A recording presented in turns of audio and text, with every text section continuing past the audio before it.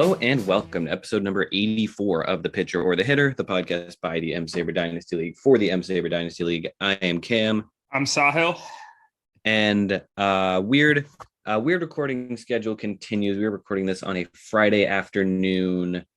What we are going to be doing today is just talking about all the trades that have been made since the last time we recorded. I am counting 6, 7, 8, 9, 10, 11 trades we got to get through. We'll go through them rapid fire. Big fun episode. Obviously, some of these will require more discussion than others.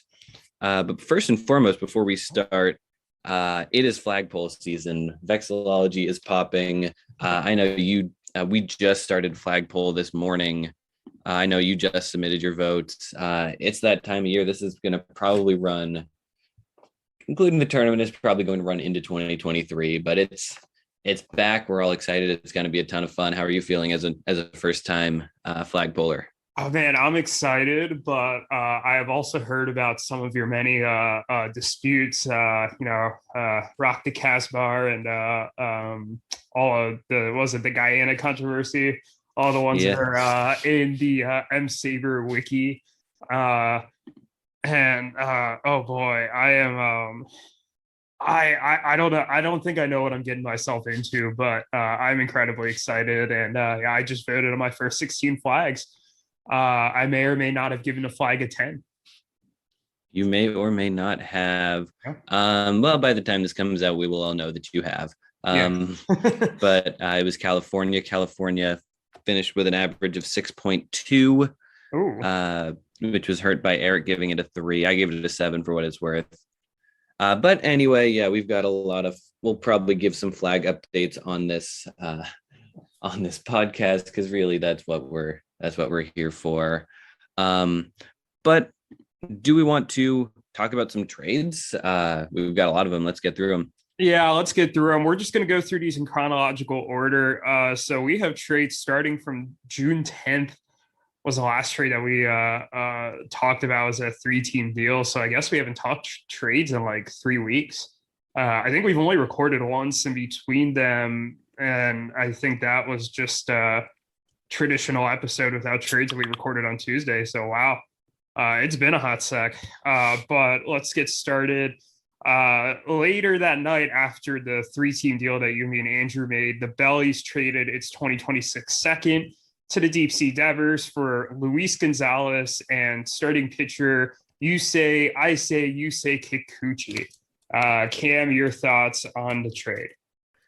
Yeah, so I know we talked a little bit about Kikuchi on last episode. I'm not sure he's the most rosterable pitcher at the moment. He's kind of had his ups and downs. He's currently in a bad stretch.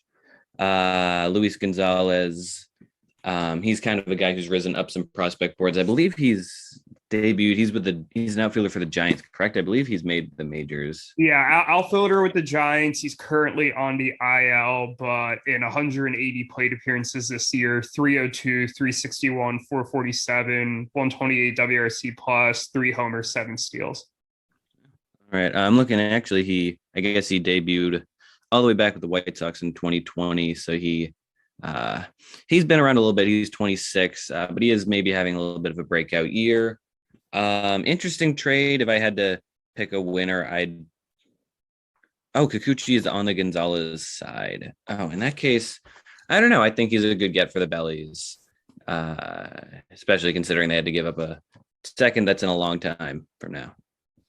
Yeah, I have never really been a Kikuchi guy. I mean, the walk rate this year is insane. 517, 201 homer per 9 is not going to play, 559 FIP. I think Gonzalez is fairly interesting. He could be one of those like Giants guys that they just pluck out of nowhere and has some value. And I think for the price of a 2026 second, I don't think it's a terrible gamble to figure out if, he is something, and if, neither Gonzalez or Kikuchi turn into much. I mean, it's just a second round pick.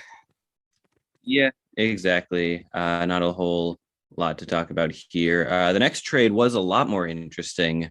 Marcus Semien was moved for the 4th time in league history. This time he is going to Connor. Connor traded away Andrew Vaughn, another, he was a draft pick by Connor. This was 2020, 2021. Yeah, first overall pick in the 2021 draft. I bet he's wishing he took Adley right now, or CJ Abrams, or Bobby Witt Jr. A lot of or Alec Manoah at 9. That would have been a definite reach. But either way, yeah, instead he took Andrew Vaughn, and he has now traded Andrew Vaughn to EBO for Marcus Semien, Anthony Santander, a second and a third. What do you think of that?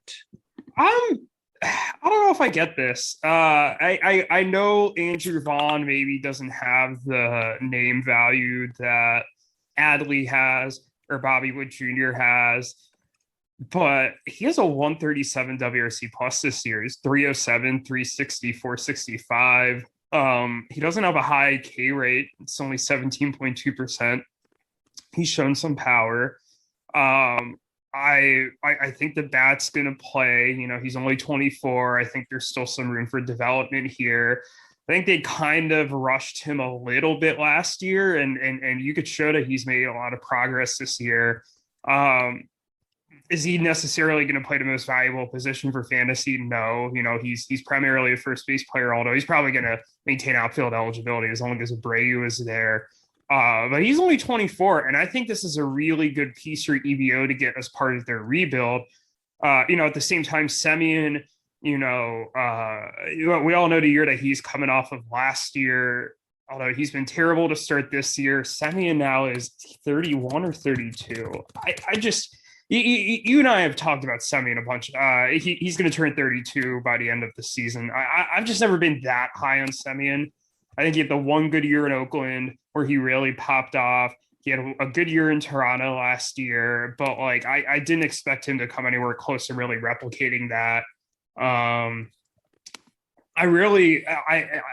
Speaking of guys that I haven't really been high on, I haven't been high on Santander in the past, even as the Orioles fan, just because he hasn't walked a lot, but he has now gotten the walk rate up. After walking 5.3% of the time last year, he's walking 10.5% of the time this year. So he's got a 330 OBP now, 14 homers. I think he's pretty interesting. I don't know if he's anything particularly special, but he's a very solid complementary bat for Connor to get in this trade. And he's only 27, and then the picks are the picks. I think I'd rather have Vaughn than the rest of than what Connor got in the deal over the long haul. Although I think in the short term, the combination of Semien and Santander this year might be better for Connor than Vaughn will, but I don't even know about that. I've changed my mind about this trade several times, but I think I'm in the camp that Connor should have kept Vaughn. And also, I can't believe he traded a White Sox player. Yeah, I think you're probably right. Not a whole lot to say. Semien definitely struggling, but he's certainly shown that even when he struggles, he can bounce back in subsequent years. But Andrew Vaughn, I didn't even realize this. Vaughn's been great this year. I think you're right. I'd definitely rather have him in the long term and probably in the short term too.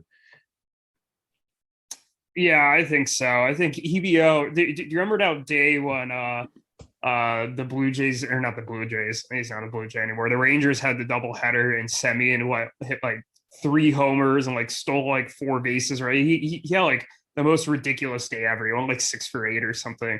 I think EBO sold him 3 days later. Talk about the ultimate sell high. So I feel like we're in agreement here. I think we are. Next trade's your trade. I'll let you talk about this one first. You traded Joe Adell to the Tendies for Michael Fulmer, Connor's 2023 second, and EBO's 2024 third. You have the floor, Mr. Cam Kane. Yeah, so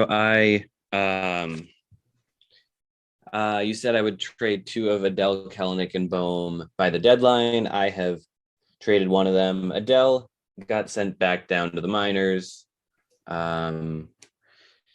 He's hitting okay. He's not hitting great. He's still striking out a lot, but really I was unable I had to stash him on my roster, and I was reaching a point where my roster was so thin I could not afford to stash him. Stash a guy who's in the minors, even if he's someone who's got sent down for defense. I still do believe in Adell. I am definitely worried about the strikeouts, but I still think he has that power potential. And if he cuts down even a little bit, he can be a productive hitter, even if he doesn't have the superstar potential anymore. I was happy to get 2 picks. If Connor drops back out of the playoffs, that second could be a top half of the draft pick, which would be very nice. And then Michael Fulmer's getting holds. I need holds. I need them pretty bad. I really struggled in that category at the start of the year. He's, since I made the trade on, what day did I make this trade? I made it on the 13th. Since then, he's gotten me 5 holds and he's pitched 5 shutout innings. Oh, wow. So I think that's definitely worked out for me a lot. Really happy with that. Even though I get discovered later that they did not own Michael Fulmer until 4 days before they traded him for me, or traded him to me, I can let that slide because he's been great. Yeah, I mean, there are a number of players where it's like, I wish I just traded for them 4 days after somebody picked them up because they ended up being good. So I get that.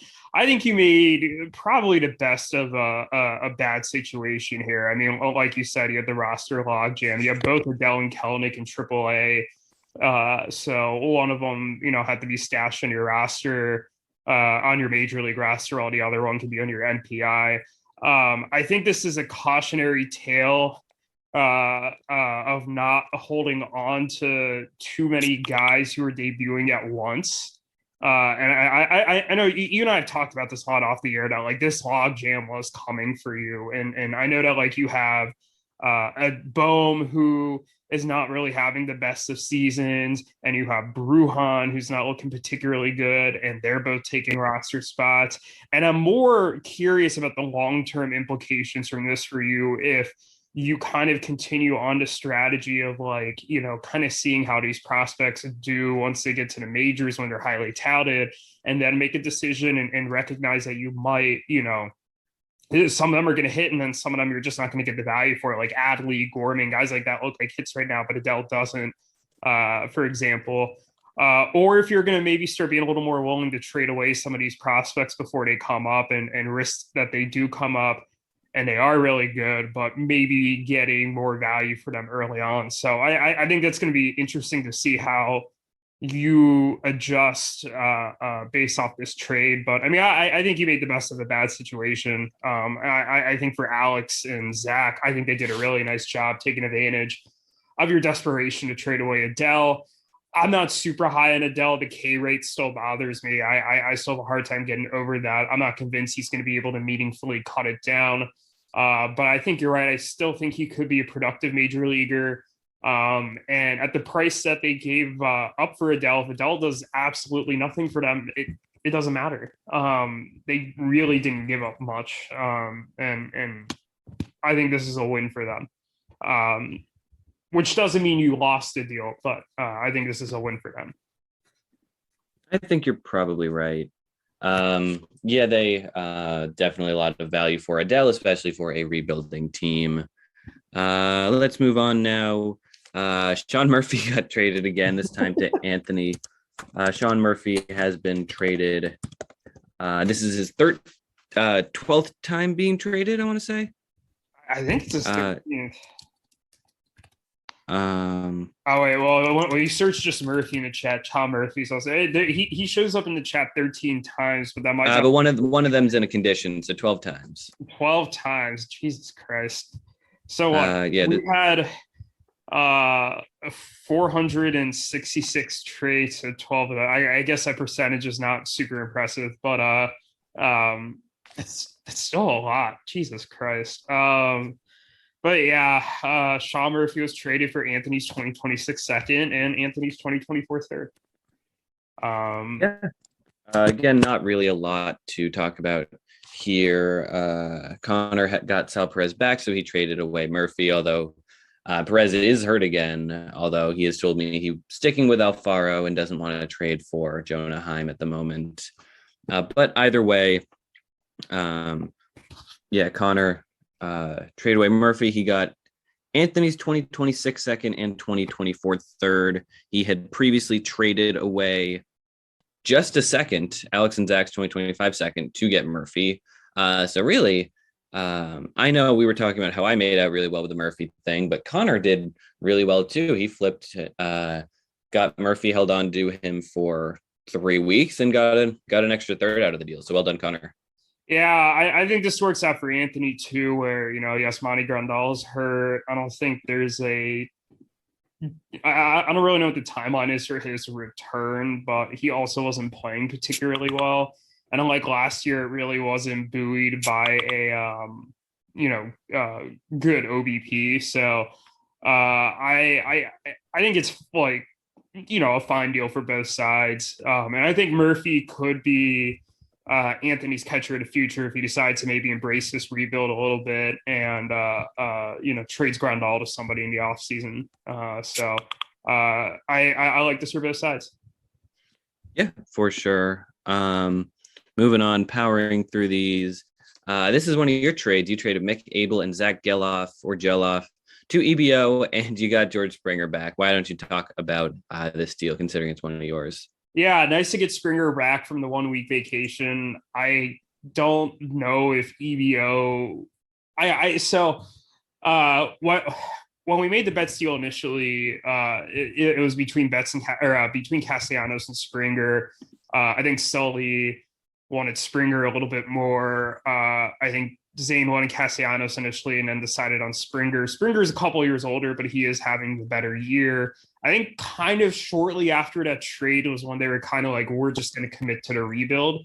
And while Meadows, Flaherty, and Rafaela were pieces in the Betts deal that really made sense for the rebuild because they're all 27 or younger, Springer was 32. They've been pushing to trade JV, and this was actually an offer I told them I considered to make for JV. And then I was like, I've been pushing them basically immediately after I traded Springer to them. They're like, hey, I'd love to have Springer back. And I was like, I'd probably do this for Springer and honestly prefer that. And Sully was like, yeah, do that. Zane said he'd do that. And it got done. Abel, he's a pitching prospect. So, a high school pitching prospect, a lot of volatility. He has a lot of talent. I think he can be a very good future starter, but it's not like he's tearing it up in the minors. I like Geloff. I don't think Geloff is a future star by any means. And Springer's having an awesome year, and he's for the most part been able to stay healthy. So I feel very happy about getting him back, and makes me really happy about my offense. And good timing too, because Betts is now off or hurt. So nice offensive boost that I needed back. Yeah, no, absolutely. Especially with Betts being hurt, it's nice to get Springer back. You did give up a decent amount to get him back. Although with that being said, does Mick Abel really, is he someone you wanted with him being a high school pitcher? That what the risk is there. I know I have seen Geloff or Geloff, however you pronounce it, kind of climbing up boards. I do like him. He is hitting, he hit great last year, and he's hitting solid, but not incredible this year. I know the K rate has gone up, but yeah, overall, I think you did well here. Good deal for both sides. Makes a lot of sense. But speaking of Justin Verlander being traded, Justin Verlander got traded. And EBO I think they got a lot for him. I was kind of surprised that Connor also gave up Jorge Polanco in the deal. I think Verlander for Tovar 1-for-1 would have been really interesting. And it's kind of like, Verlander does not have, a lot of time left in his career, but he's somehow, been able to come back with a vengeance this year at the same time that Tovar has been an interesting prospect in the past, but not really somebody who was like shot up the way he has right now. So maybe there's a little uncertainty of, is he really going to be this good, or has he just had like a really good start to the season? But Polanco is like pretty solid piece too, and definitely a win now piece. And I know that Connor got a second back as well, but like, Polanco's got a 114 WRC plus this year, 338 OBP. He's only played 60 games because of the IL stint, but 8 homers and 3 steals. Like, I don't know. I honestly, if I'm Connor, I think I'd rather have Vaughn and Polanco than Semien and Santander, and then I would have just traded Verlander for Tovar 1-for-1. I don't know. Yeah, I agree. I mean, Connor, his hitters are a little deeper than I thought. Although he is currently starting Isaiah Kiner-Falefa at his middle infield spot. Would have been nice to have Polanco there, although he can choose to put Wilmer Flores there at any point, or shift DJ LeMahieu in if he likes. So maybe either way, it sure be nice to have Polanco, but he is surprisingly deep in his lineup. Verlander's nice, but I am a very big Tovar fan. He's climbed up a lot of boards this year. Really been hitting well this year. Yeah, I like him. I think Connor definitely gave up a lot for Verlander, but especially considering Tovar was his one good prospect story, he decimated that farm system, and then Tovar is kind of the one guy breaking out the little sapling creaking up through the cracks of the asphalt, and he traded him to EBO. But I don't know. Connor's in win now mode, and that was definitely a win now move. Well, I'll say so. So, I offered that Abel and Geloff package in a Verlander deal. And I think part of the reason I was really hesitant on it was I was like, Verlander is 39.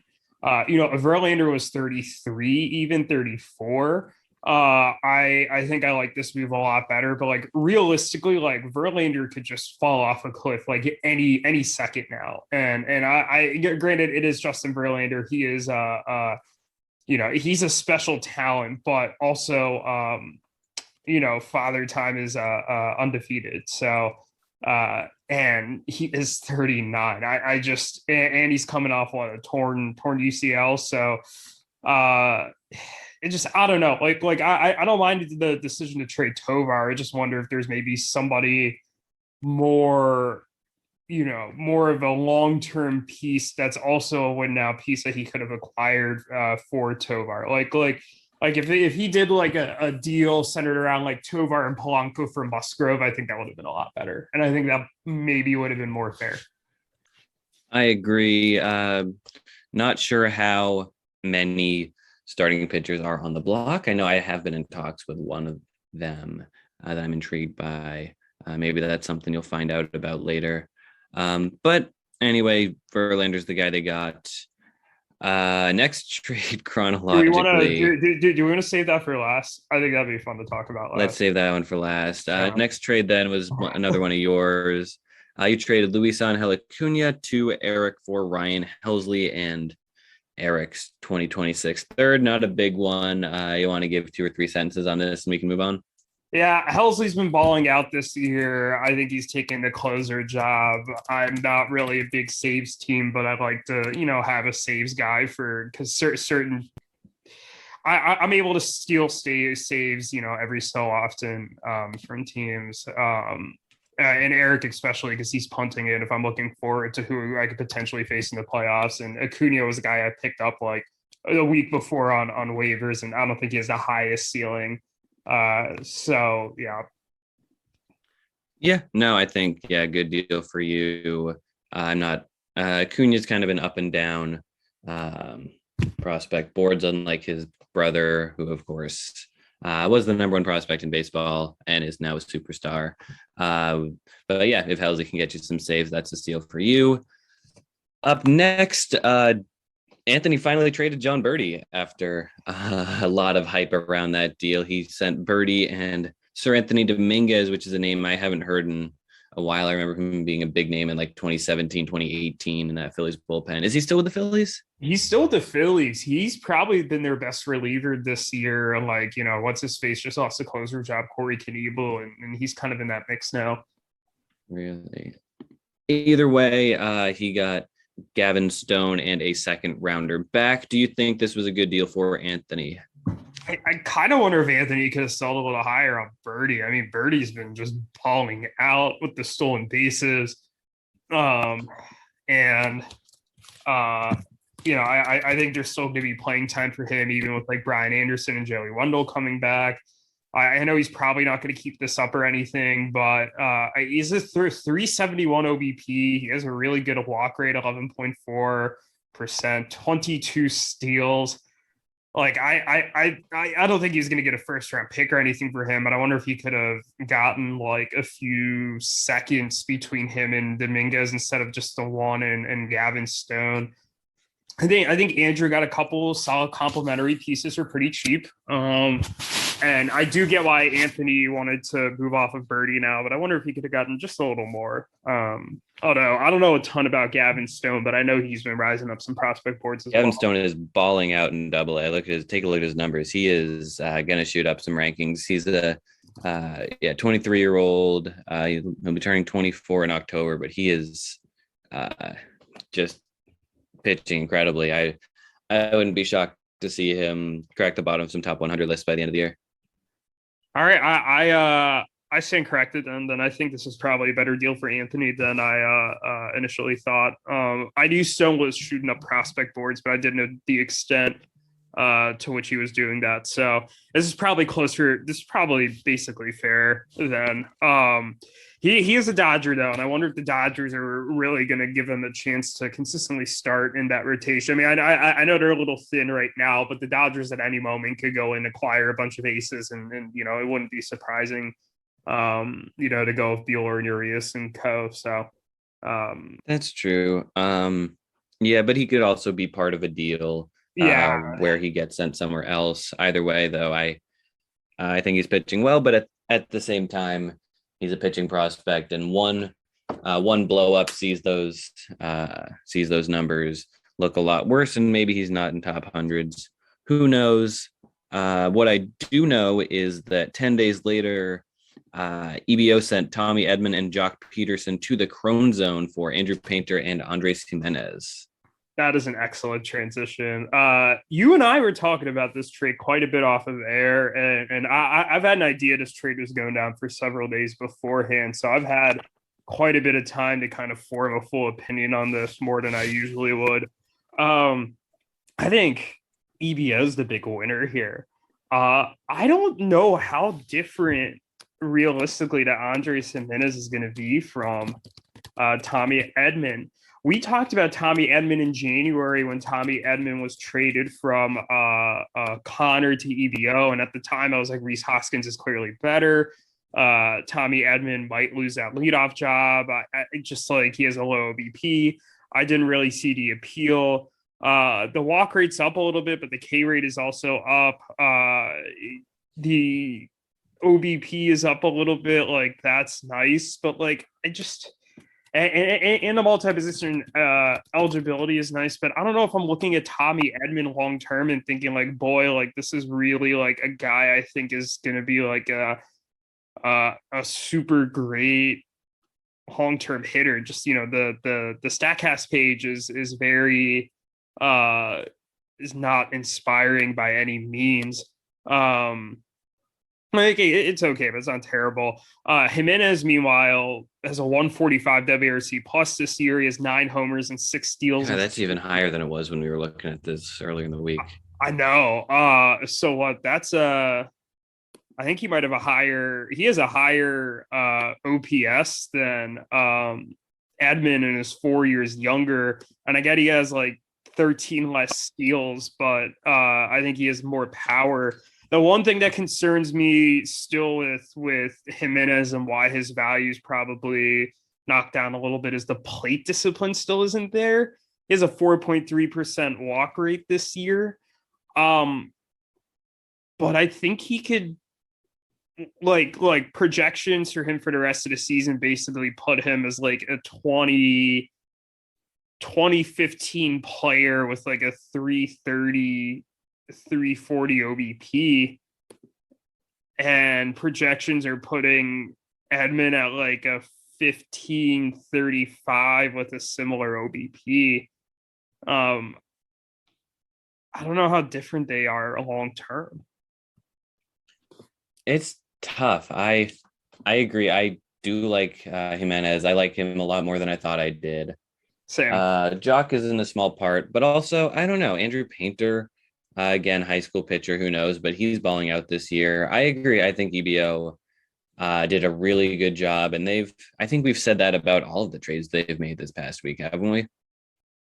Yeah, I think all of them. But they've gotten a 23-year-old Andres Gimenez, a 24-year-old Andrew Vaughn.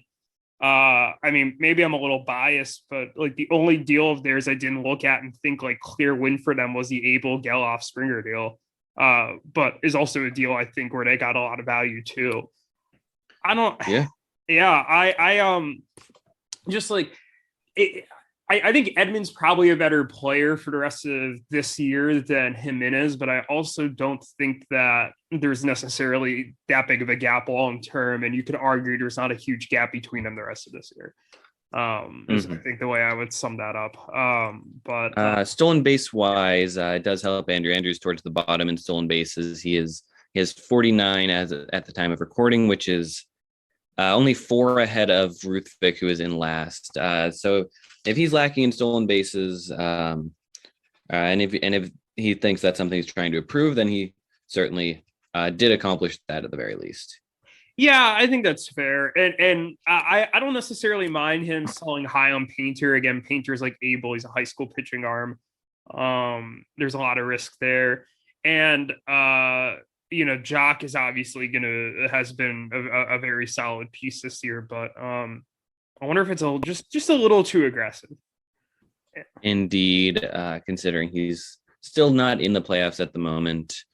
A couple more trades. This is one that was announced the 30th. You traded Johnny Lasagna, Max Muncy, and a third for a second. This is one, and I eventually discovered it wasn't the Max Muncy, but still, this is one, and maybe Loaisiga has been worse than I thought he was, but this feels kind of like a weird deal for you. Yeah, I purposely wrote infield Max Muncy just to kind of throw people off the set. I just didn't see a path to Loaisiga coming back and having a really big role in that bullpen, because I think Clay Holmes has definitely moved past him. He's the closer. I think Chapman, I think they're still going to put him in high leverage roles. They still have Michael King. I think and they have some other arms that they've been trusting to, Miguel Castro, and guys like that. Loaisiga hasn't been pitching particularly well this year, and he does have an arm injury. And I think part of the reason I really wanted to hold on to him last offseason was I genuinely thought he was going to be the Yankees closer of the future, and maybe even as early as this year if Chapman faltered, like I kind of correctly predicted that he did. The problem is that Clay Holmes took over that job, and I don't see him, giving that job up anytime soon. So I was fine trading him. I didn't think Muncy was anything particularly special. I had just picked him up. And Eric's 2026 third is his 2026 third. I mean, I think the second is a little more useful of a piece. I could pick up a prospect to fill Muncy's spot that's pretty comparable. And,